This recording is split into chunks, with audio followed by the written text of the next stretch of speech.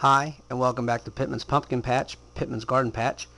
It is November 17th, 2013, and I just wanted to kind of update you on what's going on. I'm cleaning out a couple of my beds in the backyard and getting it prepared and prepped for my strawberry plants. So let me quickly though show you what I got going on in here. This is some compost tea. 5-gallon bucket, filtered water, must be filtered water. Do not use tap water. That will kill all the good fungi and bacteria in your tea. See all the bubbling up on top there? That's the mycorrhizal, all the fungi and bacteria in there that's giving off gas. So that's where all those bubbles are, and so it tells you that you're getting an active batch here. Now, instead of me using the Boogie Brew compost tea, and I highly recommend them, and you go to boogiebrew.com and pick up some Boogie Brew compost tea mix, already pre-done, everything set and ready for you.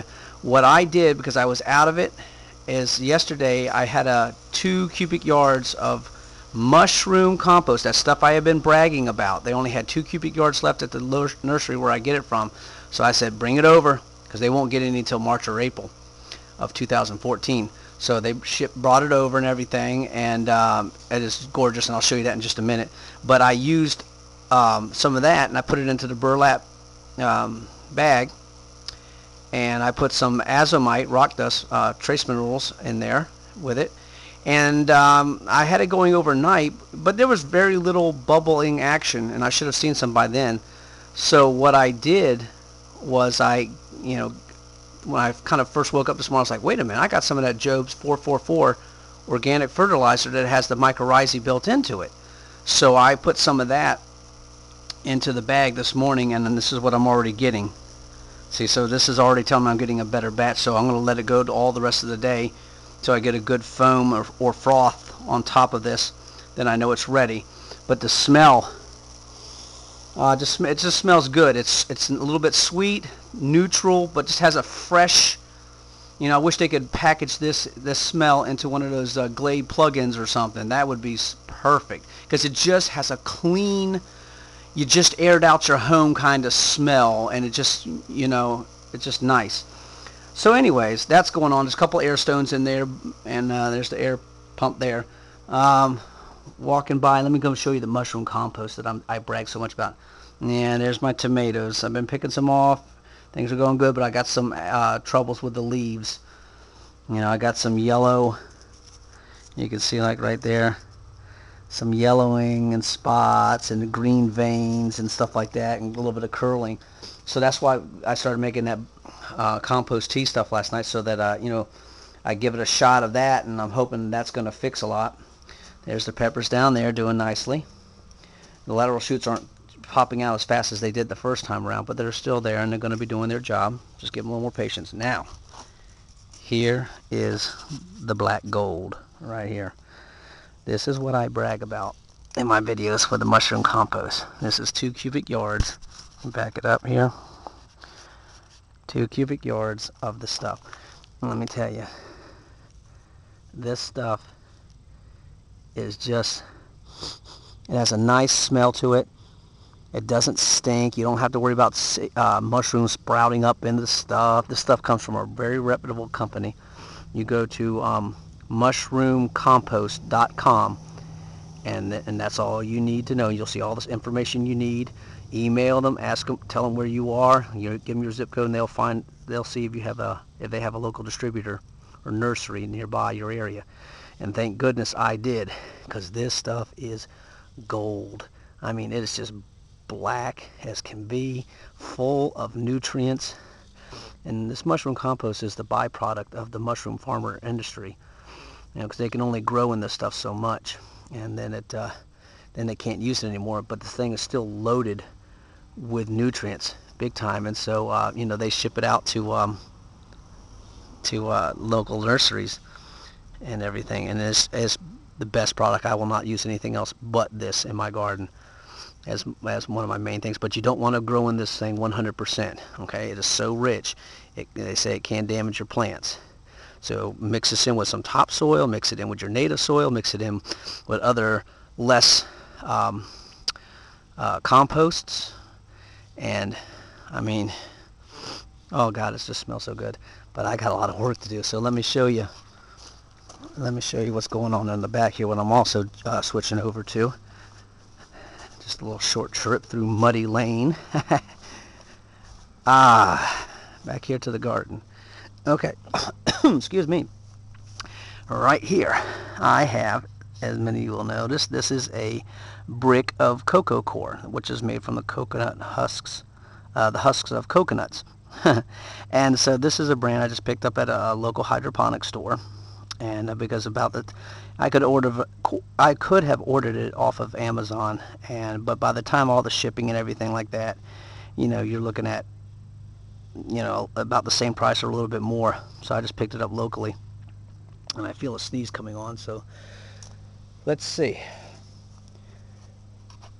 Oh, sorry about that.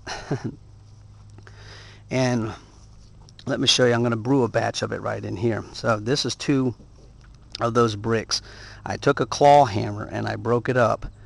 I just started pounding it with the claw end of the hammer, okay, and broke it up into these smaller pieces, and then you could break it up further if you want to. Okay, it's just compressed coconut husks, and this has 20 to 30% better water holding capacity than peat moss, and it's more renewable, so it's better for the environment at the same time, so because a coconut tree can produce a lot of coconuts per year, so it's a very easily retainable and renewable resource, whereas peat moss takes a lot longer.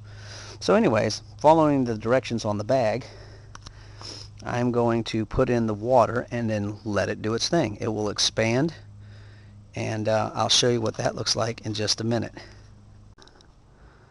Alright, so here is the coconut core. I followed the directions on the bag, but I could tell right away that there wasn't enough water to really do the job.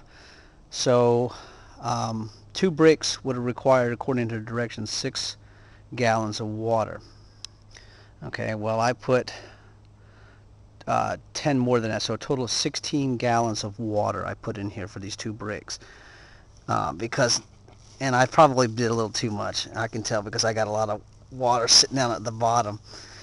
But what I'll probably do is I have a bucket over here that I have holes in, and so I'll put some in there and let it kind of drain out and everything, or just put it in as is, and it'll eventually just drain out by itself. So, but I wanted just to show you, this stuff is very light, very crumbly. Okay, and watch, this is the stuff on the top. Okay, I'll go ahead and squeeze it. And there's all that water, and then when you done squeezing, it just crumbles right back down. Again, it's just, see all that, just squeezing it like a sponge, and then it just just falls right apart. So so I'm gonna let this sit for a little while, for about a half hour or so, soak up as much as it's going to do, and it will expand, and then I will be in there tilling the beds up, and I took out the cabbages that were in there, because most of them, because they were not doing very well. These Chinese cabbages over here are doing really well, but I need the space for my strawberry plants. I got 100 strawberry plants, and I need them to go in so that I can get these things, have them get a little bit of root time, establish some roots, more roots, so that they can survive the winter better, and then take off in the springtime. I'm getting the feeling I'm going to run out of room in these beds for 100 strawberry plants, and I don't want to rip out the cabbage, but I definitely got to get these strawberries in here, and can't keep them out much longer. Frost came in a few days ago, and it did a number on my nasturtiums and the marigolds. The tansy plant you see right there, that survived really well, healthy and green, but I just do not have the room for it. It's got to go. And I didn't find that I found that it didn't really work as advertised, keeping out bugs and certain, moths and mosquitoes. It didn't work. You know, I had tons of that stuff around here, and it just didn't do the job. So I'm not really much I don't think I'm gonna be back into companion planting a whole lot anymore. I just don't find my experience that it really worked all that well. Putting in marigolds didn't stop the squash bugs from coming in, didn't stop the aphids like it claims to.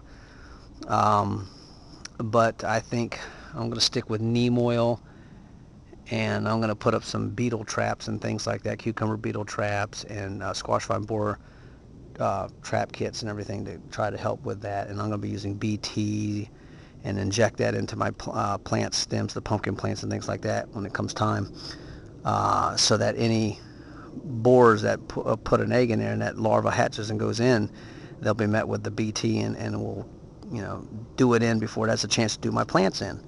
So that's the plan, and I probably will still be using that tool material as a helping to keep out the bugs and things like that. But I'm going to go with more traps and things like that, and BTs and other organic material. So until then, bye. Hey, I want y'all to take a look at this. I'm being very quiet because I don't want to scare it. Look at that. See it? Right there with that blue tail. It's hard for me to see it because I got that sunshine line right there. It's like a little lizard, a little gecko, but it's got a brilliant blue tail. I was in there rototilling a little bit, and when I stopped or slowed down, I saw this thing moving across. I thought it was a worm, but it's like, he's got a blue tail. At first I thought he got a hold of some, I was thinking like, did he get a hold of some of my blue painter's tape? Because I've never seen a lizard or whatever it is with a blue tail. Look at that. If anybody can tell me what that is, please let me know. Because that is gorgeous. Oh my gosh, I'm trying to be very careful here. Look at that. And look at him, and there he goes. Because I moved a little bit, I might have scared him.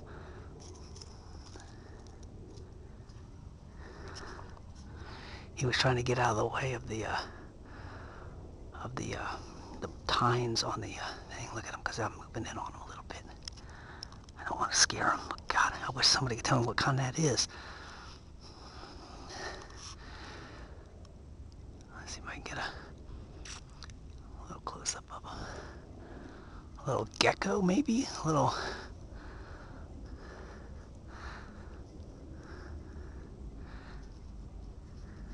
Still hard for me to see. But there he is. Look at that blue tail. Holy moly. I've never...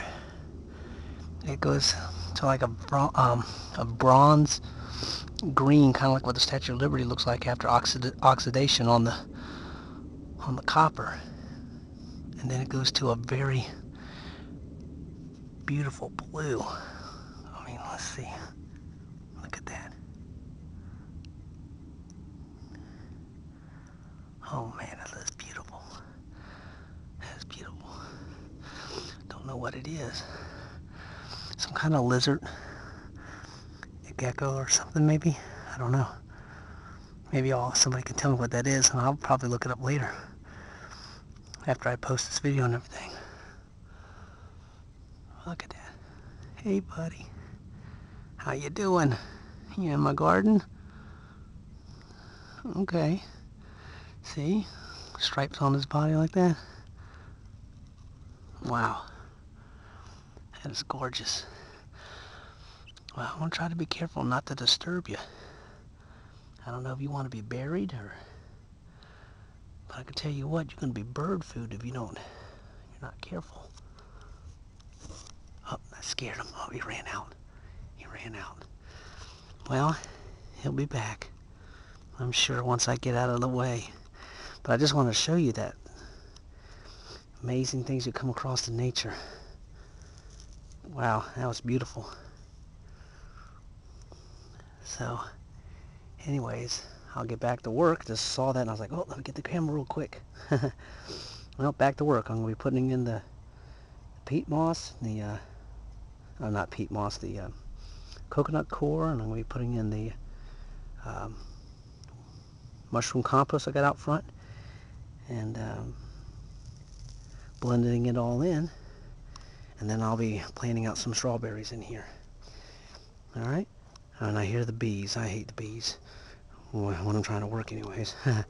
Go ahead and pollinate my things, but there's nothing to pollinate. It's just a warm day and they decided to come out.